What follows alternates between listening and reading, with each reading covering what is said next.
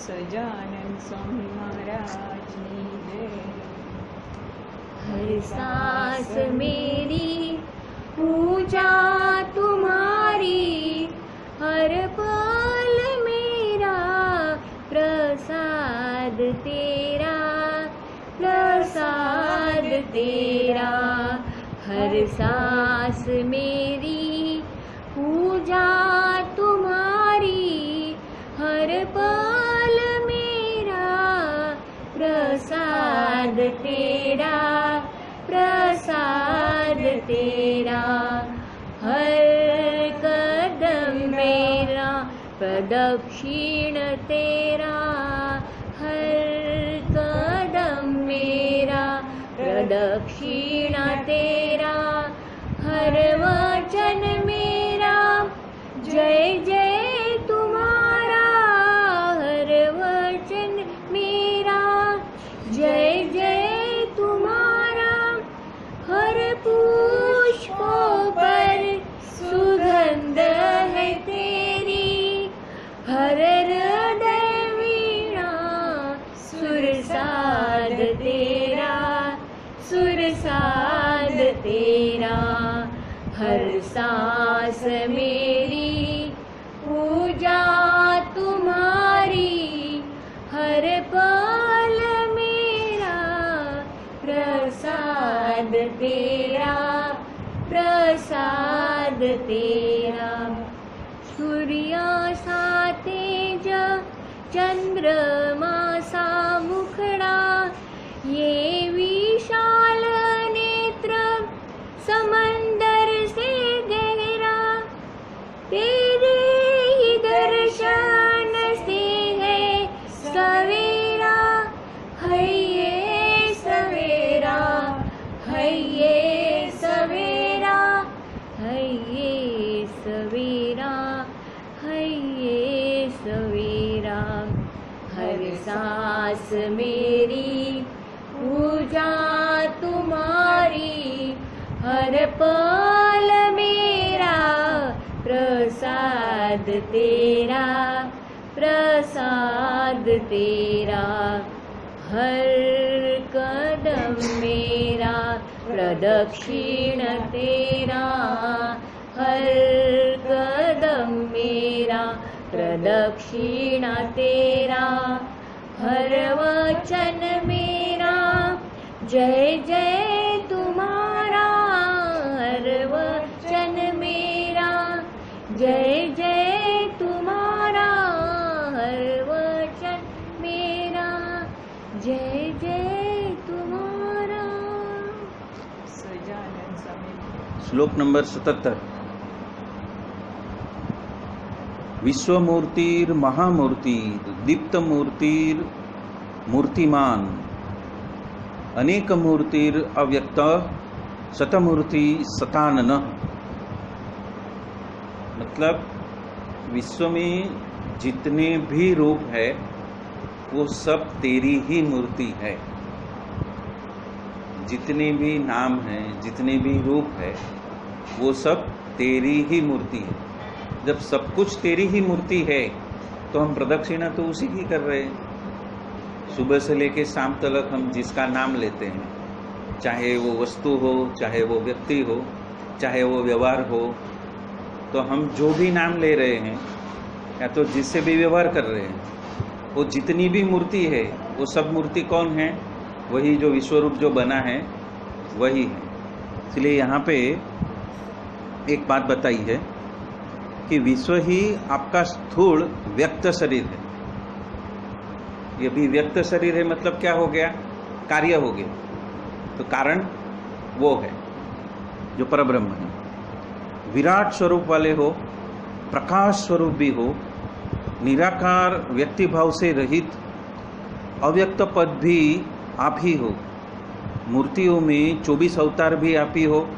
अनेक मूर्ति वाले होने के बावजूद भी आप व्यक्त नहीं हो पा रहे हैं, और एक पणा की संज्ञा रहित होने के उपरांत भी 100, 1000 असंख्य रूप से मूर्तिमंत हो। दृश्य जगत में जितने मुख हमें प्रतीत होते हैं वो सभी आपके ही मुख है। अभी सभी मूर्तिमंत है तो हमारा अस्तित्व भी, हम स्वयं मूर्तिमंत है। हमारी मूर्ति कौन सी है? मुक्ताक्षर पुरुषोत्तम की। तो अनेक रूप में जब हम हर एक भक्त को मूर्तिमंत रूप में देखेंगे तो हम सब मुक्ताक्षर हैं।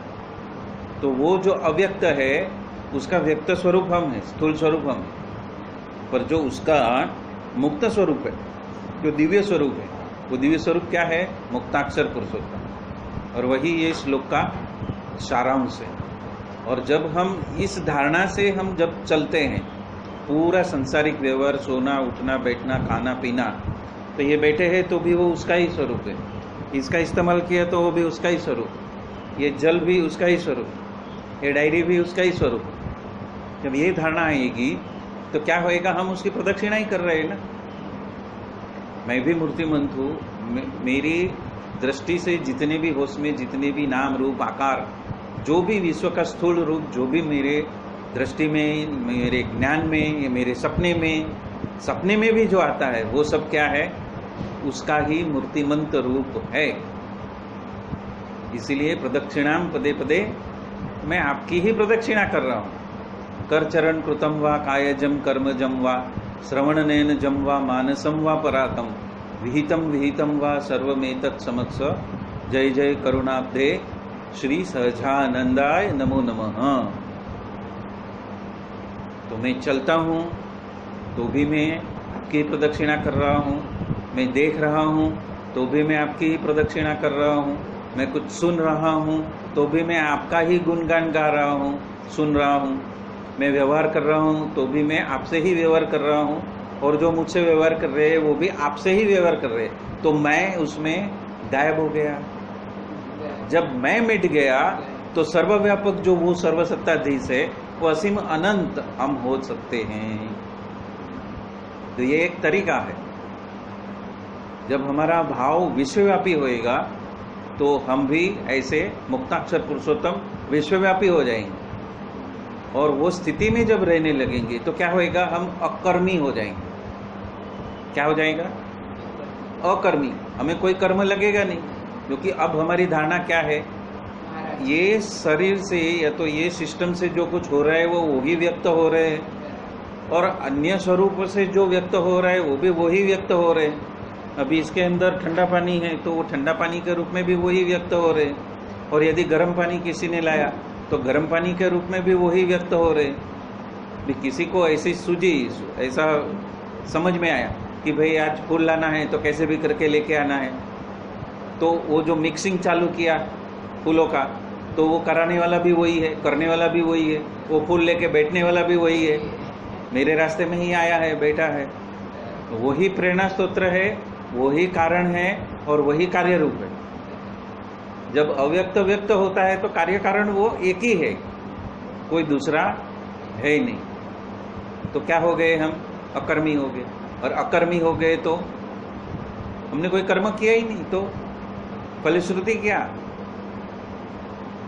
हम अकर्मी हो गए तो फलश्रुति क्या? अनंत पुण्य का भंडार हमारे पास में अर्जित हो गया। हम अभी न पाप को देखते हैं न पुण्य को देखते हैं। हम हमारा स्वधर्म के रास्ते से, वचनामृत और शिक्षापत्री के रास्ते से हम चल रहे हैं। हमने हमारा स्वधर्म निभा लिया।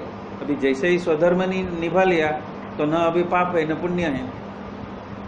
हम तभी मुक्त अक्षर बनते हैं जब पाप और पुण्य से हम निकल गए, शुभ और अशुभ से निकल गए, और सारी अस्तित्व में हम उसी का दर्शन जब करते हैं तो क्या हो गया? हम वो मुक्त की स्थिति में पहुंच गए। लोग क्या कहते हैं? इतनी सारी साधना करो, ये करो वो करो तो मुक्त हो जाओगे। नहीं, कर्म से ही मुक्त हो जाओ। कर्म करने से मुक्त हो जाओ। कर्म कौन करता है? अज्ञान। अज्ञान मिट गया ना। सभी स्वरूप में उसकी ही मूर्ति जब हम धारण करके ही चलते हैं, मेरे अंदर भी, सामने वाले में भी, जड़ में भी, चेतन में भी, उसी ने बनाया है, उसी का ही विश्व रूप है। वही एक का अनेक हुआ है, और अनेक में एक जो है वो वही है। सबको धारण करने वाला वही है, सबको संभालने वाला वही है।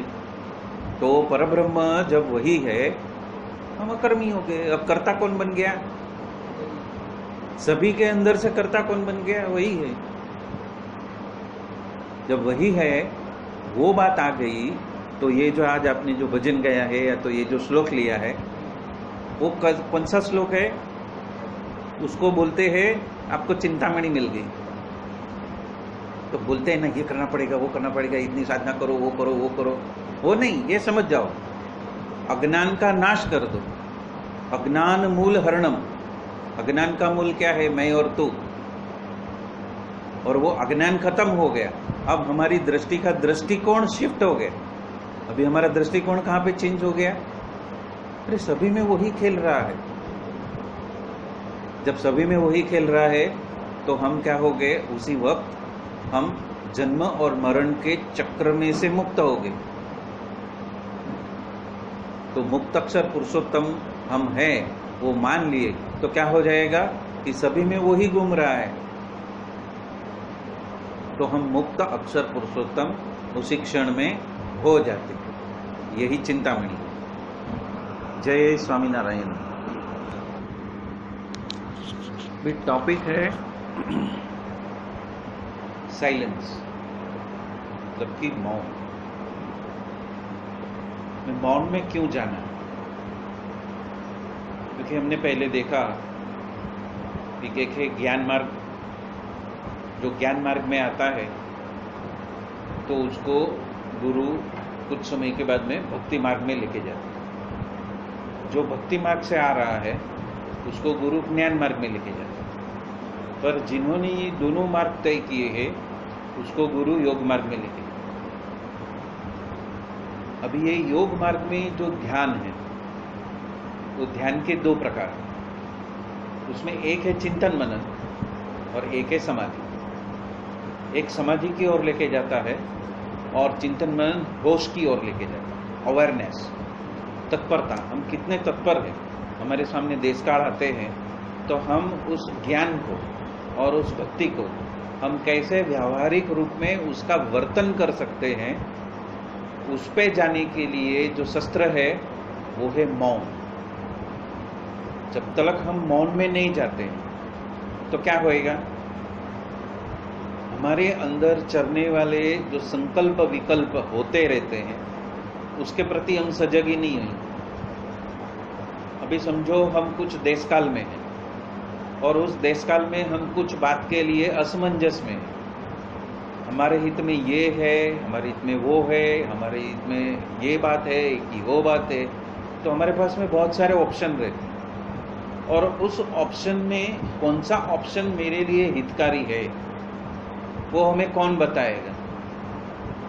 तो वो बताने वाला जो प्रेरक है वो प्रेरक हमारे हृदय में बैठा, पर उसको हम कभी सुन पाएंगे जब भी हम मौन में जाने के लिए प्रैक्टिसरत है। मतलब कि हमारा मौन का स्वाध्याय जबरदस्त होएगा तो हमें पता चलेगा कि ये मेरे विचार जगत में आई हुई बात है या ये मेरे गुरु ने बताया हुआ ये प्रेरणा स्तोत्र। दोनों हमें विचार के माफिक ही लगेंगे। जो प्रेरणा आएगी वो भी हमें विचार के माफिक ही आएगा और जो सरकमस्टेंसेस के वजह से जो चिंतन मनन या तो असमंजस होता है वो भी विचार के रूप में ही आएंगे। तो फर्क कैसे मालूम पड़ेगा? तो फर्क जब भी मालूम पड़ेगा यदि हमने मौन की प्रैक्टिस की। तो हमें ध्यान क्यों करना है? ध्यान इसीलिए करना है ताकि हमारा जो देह भाव या तो जो हमारी पंच इंद्रियों का ध्यास है या तो हमारा जो वेग है पंच इंद्रियों की तरफ और उसमें रस रूप गंध वगैरह का जो हमारा स्वभाव हो गया वो स्वभाव को शिथिल करना है तो योग में जाना पड़ेगा। या तो ज्ञान मार्ग में जो बताया है उसका अनुभव हमें कहाँ पे आएगा? समाधि में आएगा। तो जो समाधि में हम जब भी जाते हैं तो देह भाव नष्ट होता है। फिर ये जो पंचेंद्रिय का जो वर्चस्व है वो धीरे धीरे खत्म होता है और हम क्या करते हैं? जो आत्मा की क्वालिटी है, जो ब्रह्म ज्योति की क्वालिटी है, उसमें हम स्थिर होना चालू करते हैं। जब हम उसकी क्वालिटी में स्थिर होएंगे तो हमें शांति पता चलेगी। शांति क्या है? मतलब कि डिजायर लेस होएंगे। हमारी जो हर पल की जो धावपड़ रहती है, हमारे हर पल का जो चिंतन मनन रहता है, या तो हमारे अंदर संकल्प विकल्प बार बार उठते हैं, तो वो संकल्प विकल्प से बाहर उठने के लिए हमें हमारी पंच इंद्रियों को और कर्मेंद्रियों को शिथिल करना पड़ेगा। जैसे कि हमारे विचारों को शिथिल करना है, तो हमें सबसे पहले हमारे शरीर को शिथिल करना पड़ेगा। इसलिए हम एक पोस्चर में बैठते हैं, या तो कुर्सी में बैठते हैं, या तो जमीन पे बैठते हैं, आसन बना के बैठते हैं, तो पद्मासन में बैठते हैं, या तो शवासन में लेटते हैं। तो वो क्या है कि हम देह भाव से और पंच इंद्रियों से शिथिल करके हम हमारी गहराई में जाते हैं।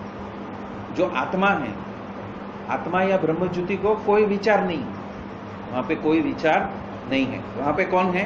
वहां पे सद्गुरु है। तो सद्गुरु मुझे क्या बताना चाहते हैं, वो हम तब पहचान पाएंगे जब हम मौन में अवस्थित हैं। क्योंकि जब हमारा संकल्प विकल्प चल रहा है, जब हम ज्ञान और भक्ति में हैं, हम भजन में हैं, कीर्तन में हैं, सेवा में हैं, हम कथा सत्संग में हैं, तब हमें पता नहीं चलेगा कि गुरु ने क्या प्रेरणा की है और मुझे करना क्या है। हर पल अर्जुन के माफिक हमारे पास में 100 ऑप्शन आएंगे।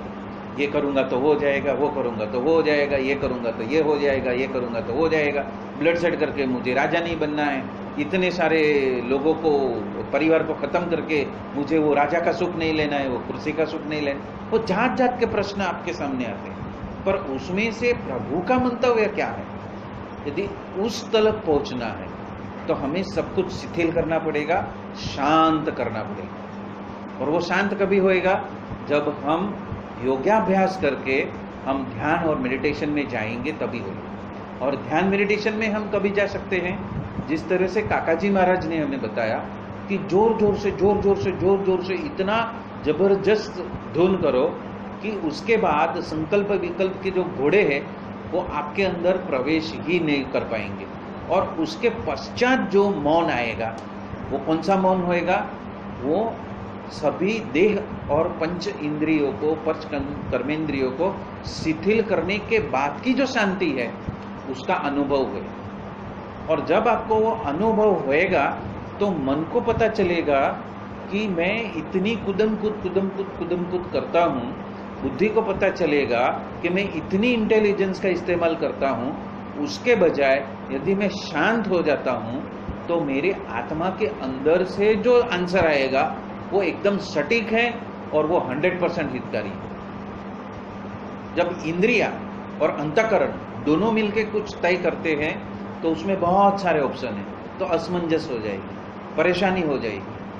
कैसे करूं, किस वक्त करूं, किसके माध्यम से करूं, कितना करूं, किस वक्त करूं, तो वो सब क्या हो जाएगा? मैस हो जाएगा। तो वो मैस में से यदि बाहर निकलना है तो गुरु क्या बताते हैं कि 2 तलवारी जो धार है, एक चिंतन मनन, एक समाधि, दोनों का इस्तेमाल करो। ये कैसी धार है? 2 तलवारी धार। उससे क्या होएगा? उससे क्या होएगा? एक से हमारी रक्षा भी होएगी और एक से हमारा मार्ग भी कटेगा, जो विघ्न है वो भी कटेगा। तो एक विघ्नहर्ता का काम करेगी और एक हमें मार्ग, सही मार्ग प्रशस्त करेगी। यही मार्ग पे जाना, बराबर है। तो इसीलिए काका जी ने क्या किया है?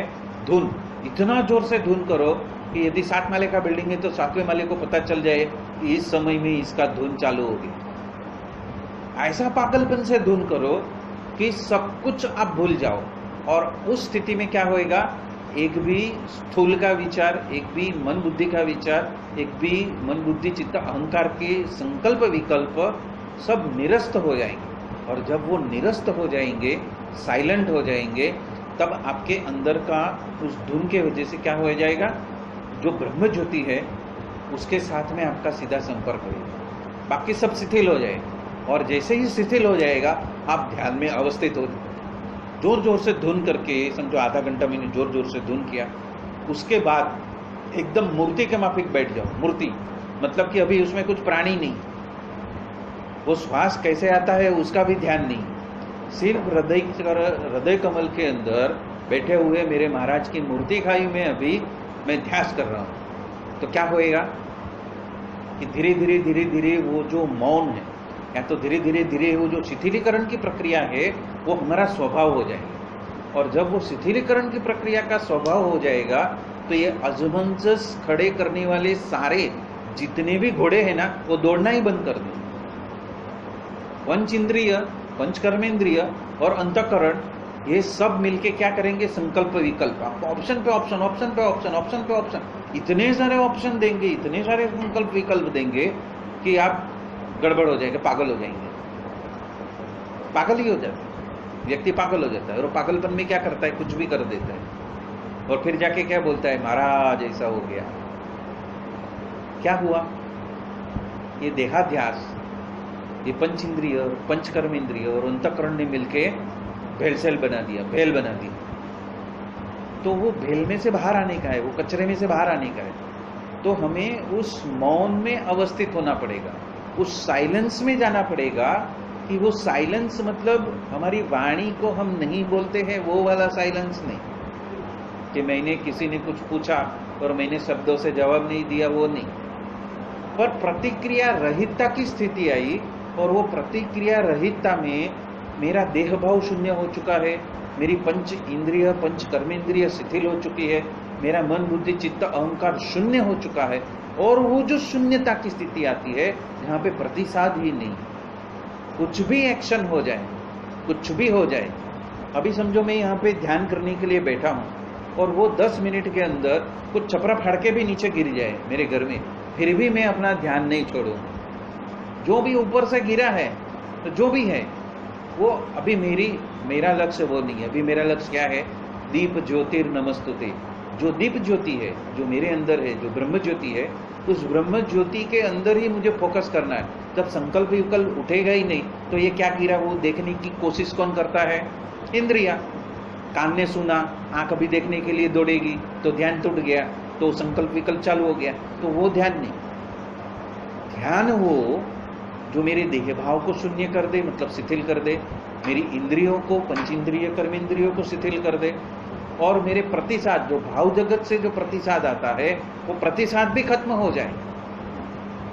चाहे यहाँ से कोई बोरी लेके आया और वो स्लिप हो गया, गिर गया, फिर भी मैं अपना मौन नहीं तोड़ूंगा, मैं अपनी समाधि नहीं तोड़ूंगा। चाहे किचन के अंदर कोई बोतल टूट गई, कोई बर्तन गिर गया, फिर भी मैं उसको प्रतिसाद नहीं दूंगा। क्यों? क्योंकि मैंने ये स्लॉट, जो टाइम जो दिया है, उस समय के अंदर मैंने सबको, संकल्प विकल्प को शिथिल करने का संकल्प किया। मेरी धारणा क्या है, मेरे अंदर से उठने वाले जो संकल्प विकल्प है उसको खत्म करना है। I want to cut it down. तो वो जो शिथिलीकरण है वो ज्ञान से भी हो सकता है और वो ध्यान से भी हो सकता है, पर उसके लिए जब तक आप प्रैक्टिस नहीं करोगे तब तक वो चीज आपके काबू में नहीं आएगी। काबू में लाने के लिए आपको मानना पड़ेगा कि सर्वोपरि, मेरे संपूर्ण अस्तित्व में सर्वोपरि कौन है, मेरी गुरु मूर्ति सर्वोपरि। और गुरु मूर्ति को ही मेरे हृदय कमल में देखते हुए यदि मैं बाकी सबको शिथिल करने के लिए सुयोग्य नहीं हो जाता हूं, तब तक चिंतन मनन यूज करूंगा, और चिंतन मनन उस वक्त तक नहीं करूंगा जब तक मैं कंप्लीट मौन में नहीं चला जाता। तो उसके लिए दो तरीके क्या है कि आप, ये चतुर्मास आया है तो चतुर्मास में आधा घंटा, 1 घंटा, 2 घंटा ये तय कर लो कि मैं अब कुछ भी प्रतिसाद देने वाला नहीं। रेडी मूर्ति में जैसे हम बैठ जाते हैं वैसे ही मैं बैठ जाऊंगा, या तो मेरा जो नित्य कर्म है वो नित्य क्रम में करता जाऊंगा, लेकिन किसी को प्रतिसाद नहीं दूंगा। चाहे फोन कॉल आवे उसको प्रतिसाद नहीं दूंगा, चाहे कोई मुझे किचन में से कोई पूछ ले कि आज क्या करना है तो भी मैं प्रतिसाद नहीं दूंगा। मौन मतलब मौन। और इसका जो प्रैक्टिकल है वो मैंने चालू कर दिया जिस वक्त मुझे पता चला कि अभी चतुर्मास चालू हो गया है, तो मैंने ये नक्की किया कि ज़्यादा से ज़्यादा मैं मौन में अवस्थित रहूँगा। अननेसेसरी क्वेश्चन को आंसर देना ही नहीं। अभी समझो कल रात को ही तय हो गया कि आज सुबह क्या बनाना है, तो वो 10 बार भी पूछेगा तो नहीं बोलूँगा। क्यों? क्योंकि उसका आंसर मालूम है। आपने उसको कल रात को बता दिया आज सुबह में क्या करना है, तो वो कितना भी आके आपको परेशान करे, आपको नहीं बोलना है। इसको मौन को प्रतिसाद, तो गुरु क्या करेगा? टेस्टिंग करेगा। उसी वक्त आपको 10 बार वो पूछने के लिए आएगी, अरे उसकी रिंग नहीं मिल रही है, अरे उसका लाइटर नहीं चल रहा है। अरे तुमको मालूम है लाइटर नहीं चल रहा है तो क्या करना है तुमको मालूम है। तो उसको मालूम हो जाए कि मैं इस समय में कोई भी आंसर या तो कोई भी प्रतिक्रिया देने ही नहीं वाली, चाहे आप फट जाए, चाहे पाताल में धरती कंप आ जाए, लेकिन मैं अपने संपूर्ण सिस्टम को शिथिल कर दूंगा। जब यह स्थिति में आओगे, उसके बाद में जो चिंतन मनन आप करोगे, उसमें आपको आपके गुरु का आंसर मिलेगा। तब पता चलेगा कि ये मेरी मान्यता के वजह से, ये मेरे इंटेलेक्ट के वजह से, ये मेरे सर्कमस्टेंसेस के वजह से, ये मेरे संबंध के वजह से आया हुआ आंसर नहीं है। ये जो प्रेरणा हुई है, जो विचार के रूप में, वो मेरे गुरु ने ही कहा है और वही मुझे करना है, उसके अलावा कुछ नहीं करना। यदि किसी के एडमिशन का प्रश्न है और आपने उस स्थिति में भगवान को पूछ लिया कि इसका एडमिशन अच्छी स्कूल में कर दो, और भगवान ने आपको जवाब दे दिया कि उसका एडमिशन अच्छी स्कूल में ही होने वाला है, तो ये प्रश्न का आंसर आपको किसी को नहीं देना है कि मैं कहाँ पे एडमिशन लूँ, ये अच्छा कि वो अच्छा, फलाना अच्छा कि ढीकना अच्छा, यहाँ पे ये मांगते हैं, वहाँ पे वो मांगते हैं, यहाँ पे इतने परसेंटेज, वहाँ पे इतने परसेंटेज, कुछ नहीं। आपको पता है मेरे गुरु ने बोला उसका जहाँ पे भी एडमिशन होएगा अच्छा ही है उसके लिए, तो आप मौन हो गए। अभी आप वो क्वेश्चन को ही अपने अंतर जगत में उसको धारण नहीं करोगे, आपको इतना ही बोलोगे उसका जहां होएगा ना वहां पे अपने आप वो अच्छा ही होएगा। अब वो जो पूरा जो उसका पूरा जो गैवरवन है, कहाँ पे एडमिशन करना है, वो गैवरवन खत्म हो गया ना आपका, क्योंकि अब आपको कन्विक्शन है कि गुरु ने बताया है कि वो सही कॉलेज में ही जाएगा, सही कॉलेज में ही उसका सिलेक्शन होएगा और सही कॉलेज में ही वो एडमिशन लेने वाला है, उधर ही पैसा भरेगा। आपको कन्विंस नहीं, अभी आपको नाम की जरूरत नहीं, आपको स्थान की जरूरत नहीं, ऑटोमेटिक होने वाला है, आपको खाली धुन करना है। तो वो जो जवाब आपको मिलेगा, वो जवाब पाने के लिए जो स्थिति की जरूरत है उसको मौन कहा। मौन ऐसे नहीं मिलता, साइलेंस की प्रैक्टिस करनी पड़ती है, अपने संपूर्ण अस्तित्व को ट्रेंड करना पड़ता है। पर वो ट्रेंड करने का पहली पायरी क्या है? ध्यान, मेडिटेशन और समाधि। तो समाधि में आपको स्वरूप के दर्शन भी होंगे और समाधि में ही आपको उनकी क्या मर्जी है वो भी पता चलेगी। फोन करने की जरूरत नहीं पड़ेगी, आप जहां हो वहां पे ही आपको पता चलेगा कि मुझे इस वक्त क्या करना है। फिर उसके लिए आपको मेडिटेशन में जाना नहीं पड़ेगा, फिर आप टोटली ऐसी मेडिटेटिव स्टेट में होगे, आप ऐसी ट्रांसेंडेंटल स्टेट में होगे कि फिर आपको धुन नहीं करनी पड़ेगी। आप जैसे ही उस शिथिलता के अस्तित्व में जाओगे तो उसी वक्त सब कुछ लॉक हो जाएगा। आपने धारणा किया कि मुझे मेरे हृदय में प्रभु की मूर्ति को देखना है, तो सब कुछ अपने आप लॉक हो जाएगा, फिर कुछ करना नहीं पड़ेगा। धुन किया तो होएगा, इतना मिनट में इधर जाके बैठा आंखें बंद करके तो होएगा। वो एक स्थिति की बात करता हूँ, पर वो कभी आएगी? 1 साल, 2 साल, 3 साल, 5 साल, 6 साल उसके बाद आएगी, तुरंत नहीं आएगी। पर वो स्थिति तक पहुंचने के लिए आपको ये मेडिटेशन या तो ध्यान करना है, और उसका प्रैक्टिकल करने के लिए आपको मौन में जाना चाहिए। मौन भी एक प्रकार का ध्यान ही है। जिस तरह चिंतन मनन एक प्रकार का ध्यान है, उसी तरह मौन भी एक प्रकार का ध्यान है। तो वो ध्यान तक पहुंचने के लिए आपको वो करना ही पड़ेगा। अभी जसभाई साहब है, जसभाई साहब के पास में कोई भी प्रश्न लेके आते हैं तो वो क्या बोलते हैं? चलो हम धुन करते हैं। हकीकत में उसको धुन करने की जरूरत नहीं है, जसभाई साहब को धुन करने की जरूरत नहीं है। धुन किसको करना है? वो जो अनंत ऑप्शन में आया है ना, उसको धुन करने की जरूरत है। इसलिए उसको भगवान के पास में लेके जाते, उधर बिठाते हैं, मतलब उसको शांत करते। अभी उसको गारंटी हो गया कि जो जसभाई साहब में से आएगा वो सच्ची बात है, तो ऑप्शन बंद। दूसरा, वो भगवान से कनेक्ट होएगा, तो उसका जो सांसारिक और व्यावहारिक जो संकल्प विकल्प है वो सब मिट जाएगा। और जैसे वो शांत हो जाएगा, वैसे ही जसवे साहब उसको आंसर देंगे तो वो उसको एक्सेप्टेबल होगा, नहीं तो क्या होएगा, आर्ग्यूमेंट आएगा। यदि वो शांत नहीं हुआ तो क्या होएगा, क्योंकि 100 ऑप्शन है उसमें से आर्ग्यूमेंट आएगा, धन धन धन धन धन फूटेगी गोली, नहीं नहीं ऐसा नहीं ऐसा है, नहीं ऐसा नहीं ऐसा है, नहीं ऐसा नहीं ऐसा है, नहीं ऐसा करूंगा तो ऐसा हो जाएगा, नहीं नहीं ऐसा नहीं वैसा है, अरे उसका फी ज़्यादा है, मेरी कैपेसिटी नहीं है, मेरी इनकम नहीं है, मेरा सेट पगार नहीं बढ़ाता है, मेरी आमदनी नहीं है, और आप बोल रहे हो उधर जाने का। तो वो सब शांत करने के लिए, उसको शांत करने के लिए, और सब कुछ सारा तंत्र उसका शिथिल होकर वो अंदर से आए हुए आंसर को एक्सेप्ट कर सके, इसके लिए दोनों तरह। एक्सेप्ट नहीं किया तो वाया जाएगा, जो उनका आदेश है वो वाया जाएगा, वो वाया नहीं जाएगा, वो निश्चिंत हो जाएगा, और निश्चिंतता से उससे खुश, उस ऑप्शन से खुश होके जाए, बाकी सब हो जाएगा। जसबे साहब क्या बोलेंगे, बाकी सब हो जाएगा, अपने आप होएगा, वो उसी रास्ते पे जाएगा, क्योंकि उसको डायरेक्शन दे दिया। जिस तरह से हम मन को डायरेक्शन देते हैं तो हमारा शरीर भी उसी डायरेक्शन में जाता है ना। मन को यदि हमने बोला 4 बजे मुझे स्टेशन पे जाना है, उसको रिसीव करना है, उसकी ट्रेन इतने बजे आनी है, तो पूरा शरीर उसी तरह से तैयार होएगा ना।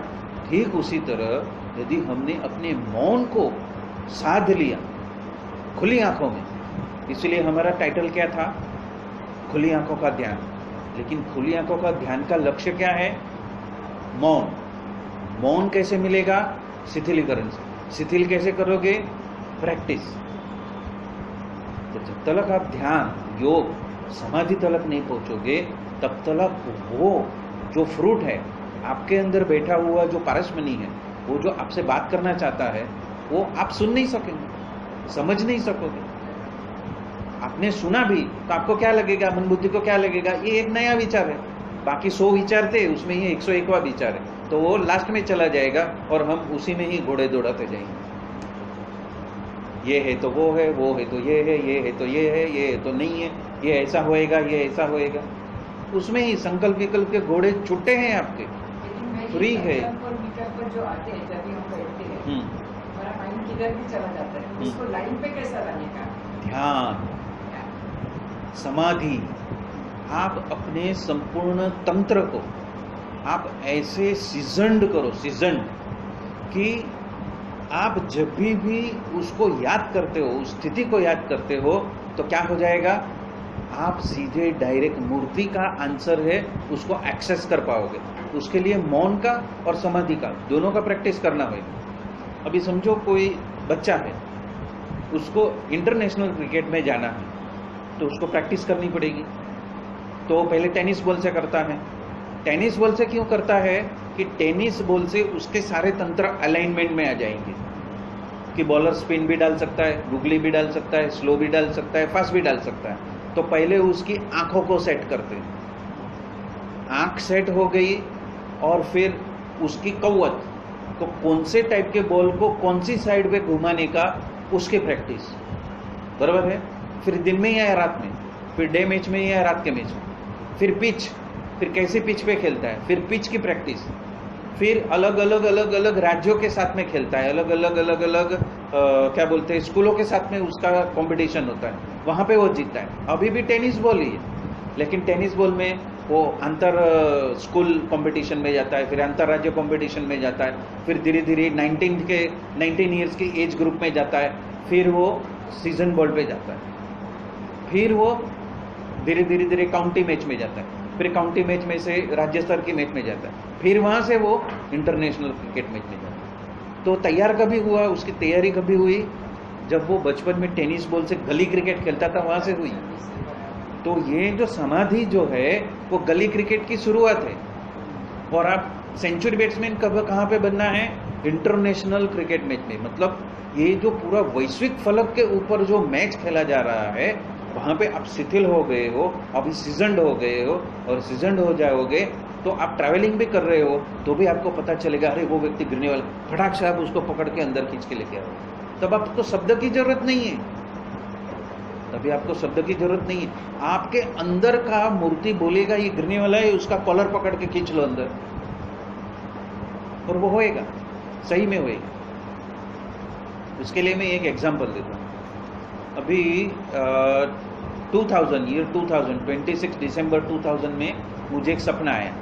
सपना क्या आया कि बहुत सारे मकान टूटे हुए हैं, गांव के मकान हैं, और एक मकान के छत के ऊपर 3 मोर आके वो रुदन कर रहे हैं, मोर रुदन कर रहे हैं। ये सपना है। 26 जनवरी को हमारे गुरुमई जी आने वाले थे और वो गुरुदेव सिद्धपीठ के अंदर उन्होंने गुरु गीता की, गुरु गीता के बाद में वक्तव्य दिया।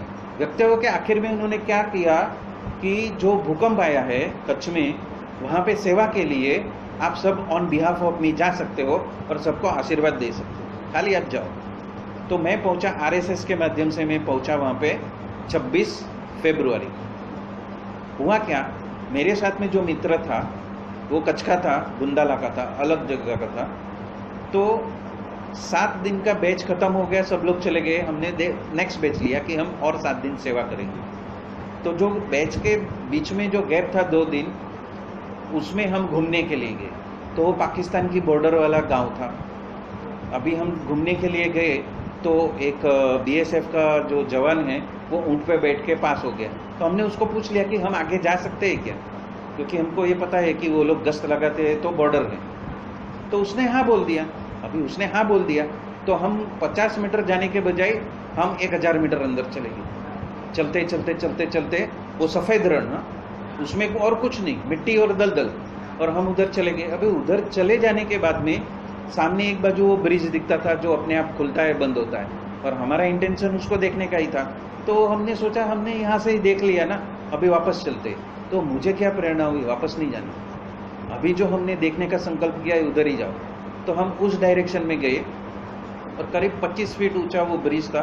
वो चढ़ के हम जैसे गए तो हमको उधर का जो सोल्जर रहता है ना, सैनिक, उसने डिटेन कर लिया। बोला तुम पाकिस्तानी हो, अभी प्रूव करो तुम भारतीय हो, तुम प्रूव करो, नहीं तो हम छोड़ेंगे नहीं, हम आपको टेररिस्ट का लेबल लगा के भेज देंगे। अभी क्या करने का, उसका सोल्यूशन क्या? तो हमने पूछा भाई हम तो यहाँ पे आरएसएस के कैंप में हैं और हम सेवा करने के लिए आए हैं और 2 दिन का गैप है, इसलिए हम थोड़ा देखने के लिए आए थे, हमको ब्रिज देखना था तो हम यहाँ पे आए। तो बोला किसने बोला आपको इधर आने के लिए? बोले हमें उसका नाम नहीं देना है, किसने हमको यहाँ पे आने की परमिशन दी? हमने अथॉरिटी को पूछा, उसने हाँ बोला। तो हम 50 मीटर की जगह पे 1000 मीटर हम अंदर चले गए, पर हमें पता नहीं था, इसीलिए ये गलती हमसे हो गई। तो वो भी मानने के लिए तैयार नहीं। फिर बोलते हैं कि तुम पाकिस्तानी जासूस हो। पहले बोलो टेररिस्ट हो, तो बोला पाकिस्तानी जासूस हो। बोला कैसे, क्यों? तो कि ये जो दलदल में चल के आने वाला जो भी व्यक्ति है उसको पूरा नक्शा मालूम होएगा तो ही आ सकता है। बोला क्यों? तो कि यहाँ पे टैंक की टैंक जो है ना पूरी अंदर चली जाती है दलदल में। तो आप कैसे आए? मतलब कि आपको पक्का नक्शा आपके पास में है तभी आप बरोबर उसको रेखांकित करके आए हैं। फिर हमको विश्वास नहीं हुआ, तो उसने बोला नहीं आपको तो डिटेन करना पड़ेगा, आपके ऊपर केस चलेगा, आप मिलिट्री के कोर्ट में आपको हाजिर होना पड़ेगा, मेरे हेड के पास में मैं जाता हूँ।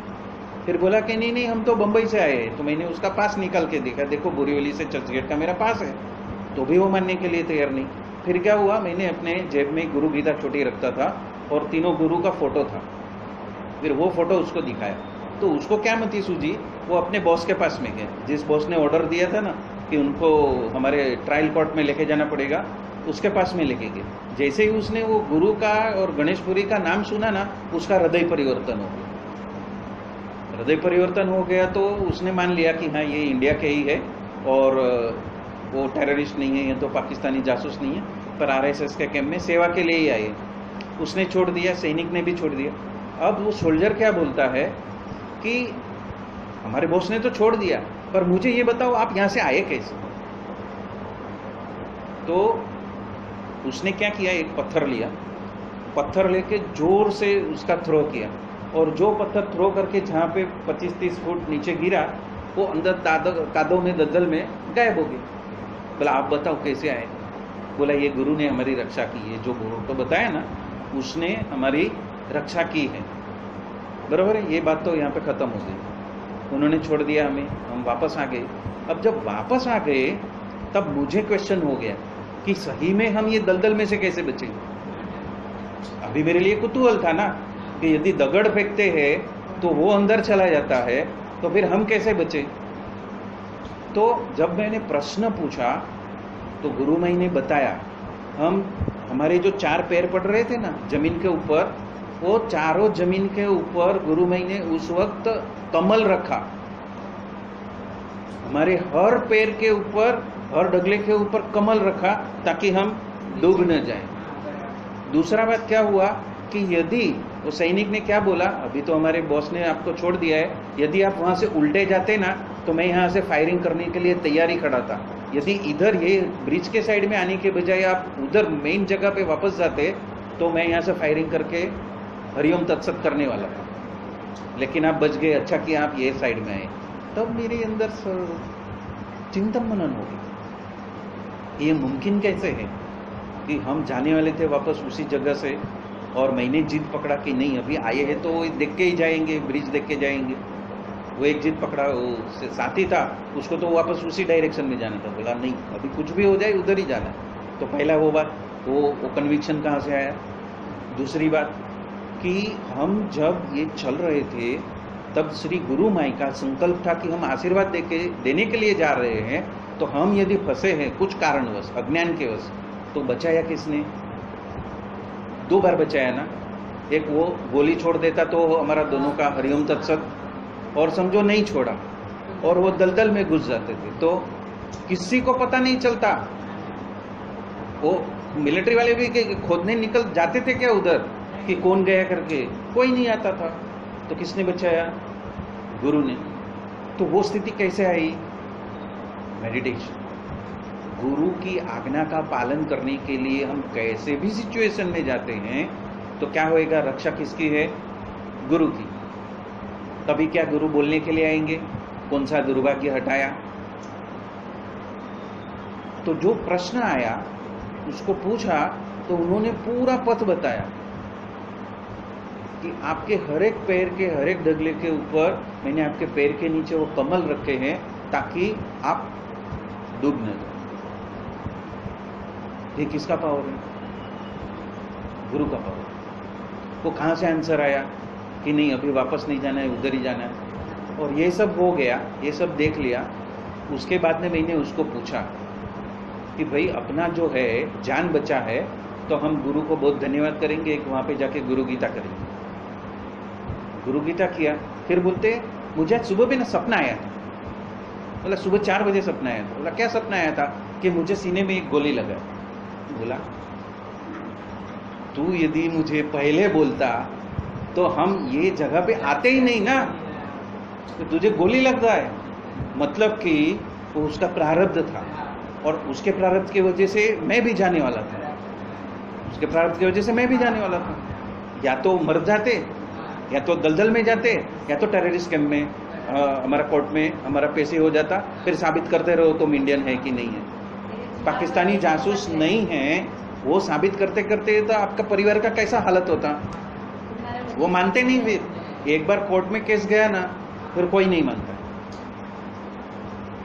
तो उस ऑफिसर को सद्बुद्धि किसने दिया? वो फोटो उसके पास में गया, गुरु की फोटो जो मेरे जेब में थी वो काम में आई। तो 3 जगह पे श्री गुरु ने जब हमारी रक्षा की तो काम क्या आया? वो स्थिति, मौन की स्थिति। तो दूसरे को तो यदि सोल्जर ने डिटेन कर दिया तो क्या होता? उधर ही हार्ट अटैक होकर मर जाता, वो खलास हो जाता। अरे हमें तो टेररिस्ट का थप्पा मार दिया, इसने डिटेन कर लिया। और वहां पे कोई नहीं। आरएसएस वाले बेस तो चले गए थे, वो 2 दिन बाद में आने वाले थे, तो अभी किसको पूछने जाए? नहीं, कौन हमारी जिम्मेदारी कौन लेगा? यदि समझो वो ऑफिसर ने सरपंच को फोन किया तो सरपंच को क्या मालूम है कौन आया कौन गया? वो प्रूव करना बहुत मुश्किल था। तो ये जो मौन है, ये मौन हमें गुरु से कनेक्ट करता। तब क्या मैं मेडिटेशन कर रहा था? नहीं, तो मौत के दलदल में जा रहा था। फिर भी बचाया किसने? तो वो स्थिति ने बचाया कि हमारे अंदर जो गुरु मूर्ति धारण करने की और उसको ही लेके चलने की, सर्व खिलविदम ब्रह्म, संपूर्ण विश्व ही ब्रह्म का स्वरूप है, उस धारणा से हम जाते हैं तो वो हमारी रक्षा करते हैं। एक बाजू उनका संकल्प था 26 जनवरी का, आप मेरे भी आप में जा रहे हो और वहां पे आशीर्वाद दो। और उसके बाद में जब उसने ये बताया तो और 7 दिन की सेवा की। सेवा करने के बाद हम उसके गांव में गए, और जो उसके गांव में धरतीकंप में जितने घर गिरे थे वो सब देखे। कुछ बंगले यथावत थे, तो जो बंगले गिरे थे उसके ऊपर उस वक्त 3 मोर आए। तो 26 दिसंबर 2000 का सपना सच हुआ 26 फरवरी 2001 में। 2 महीने बाद वो सपना सच हुआ। तो जो सपने में भी जो हमारी स्थिति है, या तो हकीकत में वो स्थिति तलक हम पहुंचते हैं, तो गुरु माई ने पहले ही बता दिया कि आप जिंदा उस गांव में पहुंचोगे। अभी वो गांव तो मुझे ही मालूम नहीं था, वो मेरे मित्र का गांव था, और वो मित्र मुझे कितने साल के बाद में मिलता है? 23 साल के बाद। कॉलेज छूटने के 23 साल के बाद में मैं उसको फोन करता हूँ, भैया तेरा कच्छ में भूकंप आया है, मेरे गुरु ने मुझे जाने के लिए बोला है, तू मेरे साथ में चल। तो मेरे बीच में RSS में उसने रजिस्ट्रेशन करवाया और हम दोनों साथ में गए। तो क्या हुआ? उसका दुर्भाग्य टल गया, मेरा दुर्भाग्य टल गया। क्यों? क्योंकि आज्ञा का पालन कर। क्यों? क्योंकि आगे से बता दिया था कि you are reaching this village with this person and you are seeing this 3 more. आप 3 मोर का दर्शन कर रहे हैं जो रो रहे हैं, रुदन कर रहे हैं। और मोर का संबंध किससे है? गुणातीतानंद स्वामी से। मोर का संबंध किससे है? गुणातीतानंद स्वामी से। तो वो इंसिडेंस होने के बाद में ही मुझे कौन मिले 2004 में? भरत भाई। 2001 में हो गया वो सत्य घटना, जो ड्रीम था वो फुलफिल हो गया, और वो मोर का आशीर्वाद जो गुणातीतानंद स्वामी से प्राप्त हुआ था, उसका दर्शन करने से मुझे भरत भाई के दर्शन हो गए 2004 में। तो ये जो सर्कल है वो क्या है? हमारे प्रारब्ध का सर्कल है। उसमें निश्चिंत होके डिफिकल्ट से डिफिकल्ट सिचुएशन में हम गुरु को कैसे सुन सके। वो जो कौवत है, वो जो पारसमणि है, वो पारसमणि लेके चले तो कॉन्फिडेंस से चले, तो क्या हुआ? ट्रांसेंड हो गए ना। ये तो प्रैक्टिकल है ना। किसी को बता भी सकते हैं, समझ भी सकता है, कोई भी समझ सकता है कि ये मौन में जाने का फायदा क्या, पूरा तंत्र को शिथिल करने का फायदा क्या, अपनी गुरु मूर्ति को सततता से पकड़ के चलना, वो उसका फायदा क्या। और अजब जब हमेशा चलते रहा, जैसे श्वास प्रश्वास चलता है वैसे ही मेरा गुरु का जाप चल रहा है। स्वामीनारायण स्वामीनारायण स्वामीनारायण, या तो गुरुदेव गुरुदेव गुरुदेव गुरुदेव, या तो ओम गुरु ओम गुरु ओम गुरु ओम गुरु। वो जो मेरे अंदर सतत चल रहा है, मैं सोया हूं या चल रहा हूं, फिर भी मेरा ध्यान क्या है? गुरु मूर्ति। तो उस तक पहुंचने के लिए, उसकी आवाज को समझने के लिए, उनकी कृपा को समझने के लिए, उनके डेस्टिनेशन को समझने के लिए, तो वहां पे ही मुझे गुरु माई ने क्या बता दिया? डेस्टिनेशन तुम्हारा गुणातीतानंद स्वामी के साथ में है। पर मुझे गुणातीतानंद स्वामी या तो सहजानंद स्वामी, वो नाम भी पता नहीं। तो वो गुरुमई, श्री गुरुमई देख गई कि मैंने वहां पे मेडिटेशन किया है, वो बेंगलोर वाला में ही किया है। तो 2004 में भरत भाई ने वापस मुझे गणेशपुरी भेजा और 7 साल के लिए। तो ये सब पूरा जो मुक्तानंद बाबा, नित्यानंद बाबा, काकाजी महाराज, योगी जी महाराज, भरत भाई, वसी भाई, वो सब जो गणेशपुरी में जाते थे, और जहां पे काका जी ने शिविर लिया था उधर ही मैं मेडिटेशन करता था, बेंगलोर वाले में। तो ये जो चक्र है, जो विश्व रूप का जो चक्र है, वो विश्व रूप को जब तक आप स्वीकार नहीं करोगे कि संपूर्ण कण कण में विराजित वही तत्व है जड़ चेतन में, तो आपकी धारणा बदली हो जाएगी। और ये ध्यान मेडिटेशन से आप मौन में अवस्थित हो जाओगे, और जब मौन में आपका तंत्र अवस्थित होएगा तो आप अजपा जप करने की जरूरत नहीं पड़ेगी, आप खुद अजपा जप बन जाओगे। आप खुद अजपा जप, पूरा तंत्र अजपा जप बन जाएगा। आपके अंदर से स्वामीनारायण स्वामीनारायण स्वामीनारायण स्वामीनारायण स्वामीनारायण निकलेगा। वो बोलते थे ना कि इतना सारा अनुग्रह किया, अर्जुन को ही क्यों किया, अर्जुन को ही इतने ऊपर क्यों बरसे? तो किसी को भेजा था ना अर्जुन के पास में, जा वो सो रहा है, जाके सुन, बैठ उधर। तो उसकी हड्डियों में से आवाज आता था, हाँ, हरे कृष्ण हरे कृष्ण हरे कृष्ण हरे कृष्ण हरे कृष्ण। वो सोते हुए अर्जुन की हड्डियों में से आवाज आता था। तो उसका सरेंडर किस लेवल पे था कि वो सुषुप्ति में है, निंद्रावस्था में है, फिर भी उसका जाप अजबा जाप चालू है। तो वो स्थिति हम निंद्रावस्था में भी पा सकते हैं और वो स्थिति हम जागृत अवस्था में भी पा सकते हैं, जिसको तुर्यातीत अवस्था कहते हैं। तो वो तुर्यातीत अवस्था में जाने के लिए तुर्य अवस्था तक कौन पहुंचाएगा? समाधि पहुंचाएंगे। और वो समाधि में जाने की वजह से क्या होएगा? मौन साधक होगी। तो मौन को भी, चिंतन मनन को भी, समाधि को भी और योग को भी, ये चारों का जो गेन है वो इतना पावरफुल गेन होएगा, इतना पावरफुल गेन होएगा कि आप एकरूप हो जाएंगे, आप मूर्ति से एकाकार हो जाएंगे। तो ये हमारी साधना। तो इसलिए यहाँ पे बताया है विश्व मूर्ति ही महामूर्ति दीप्त मूर्तिर मूर्तिमान अनेक मूर्तिर अव्यक्त सतमूर्ति सतानन। ये है प्रैक्टिकल। तो यहाँ तक हम सबको पूछना है। और जो हमारा टॉपिक था कि खुली आंखों का मेडिटेशन, ये था खुली आंखों का मेडिटेशन जो मेरे साथ में कच्छ में हुआ। That is open I meditation. यहाँ पे आपको एक भी शंका नहीं हुई कि अरे हम तो गए काम से। नहीं, है गुरु मेरे साथ में, जो पूछेंगे उसके लिए हम तैयार हैं, हम प्रस्तुत है। हमने हमारी सफाई दी और हम पार हो गए। और गुरुमई ने भी आंसर दिया कि ये हुआ कैसे, मुमकिन कैसे हुआ, वो भी बताया कि ये ऐसे मुमकिन है। तो everything is available to you in advance. Advance में सब कुछ हाजिर है आपके लिए, पर आप उस स्थिति तलक पहुंचो, आप उस शिथिलीकरण तलक पहुंचो, आप उस मौन तलक पहुंचो, आप उस अजपा जप तलक पहुंचो जो अर्जुन ने किया। अभी जो हम समाधि के अंदर जो हड्डी रखते हैं सभी स्वरूपों की, क्यों रखते हैं? क्योंकि उसके अंदर से स्वामीनारायण स्वामीनारायण स्वामीनारायण स्वामीनारायण चल ही रहा है। जो पवई में पीछे जो बनाया है, हाँ, गुरु स्थान का जो चरण पादुका, या तो जसभाई साहेब ने जो बनाया है, जो समाधि बनाई है, वो क्या है? उसके अंदर से निकल ही रहा है कंटिन्यूअस स्वामीनारायण स्वामीनारायण स्वामीनारायण स्वामीनारायण। वो अस्तित्व अभी क्या हो गया? पारलौकिक अस्तित्व हो गया। लौकिक में पारलौकिकता आपने प्राप्त कर ली, आप उस स्थिति में पहुंचोगे। उनका संकल्प क्या था, योगी जी महाराज, शास्त्री जी महाराज का? हमें आप सबको कैसे बनाना है? भगती महाराज जैसे। तो काका जी ने बन के दिखाया ना।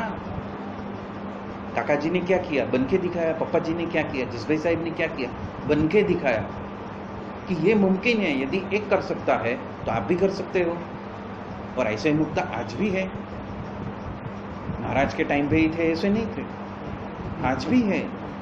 आज भी ऐसे एकांतिक मुक्त है। तो वो एकांतिक मुक्त के मार्ग पे आप जैसे जैसे आगे आगे चलते जाओगे तो आपको मौन की अवस्था का पावर क्या है वो पावर समझ में आएगा।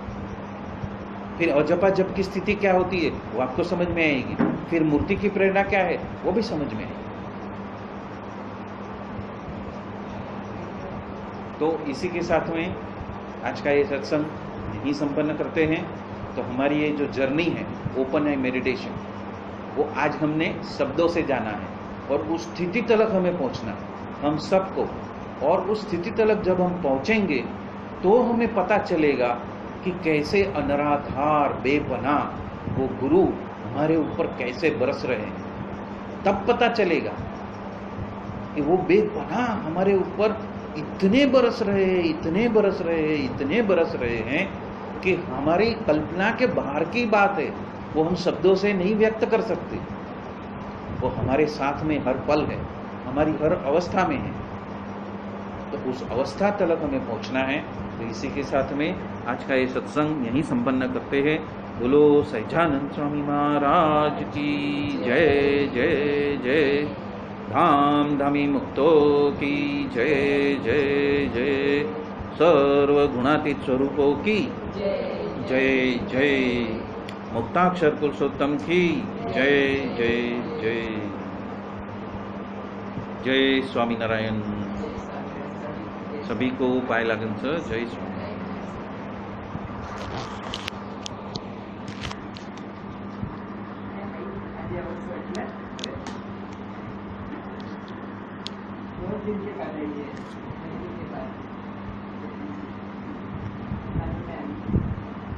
सजानंद स्वामी महाराज की जय।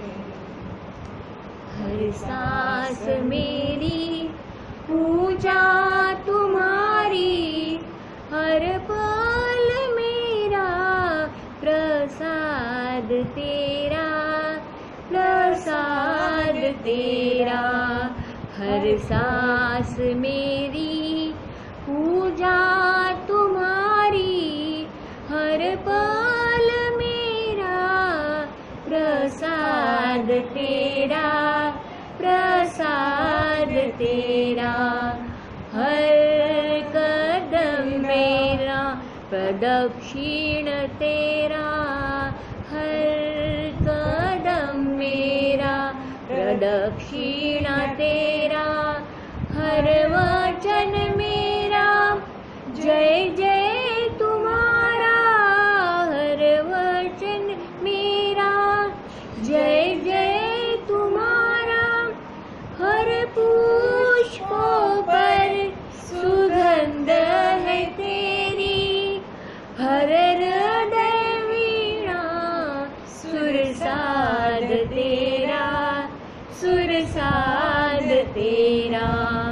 हर सांस मेरी पूजा तुम्हारी, हर पल मेरा प्रसाद तेरा, प्रसाद तेरा। सूर्या सा तेज चंद्रमा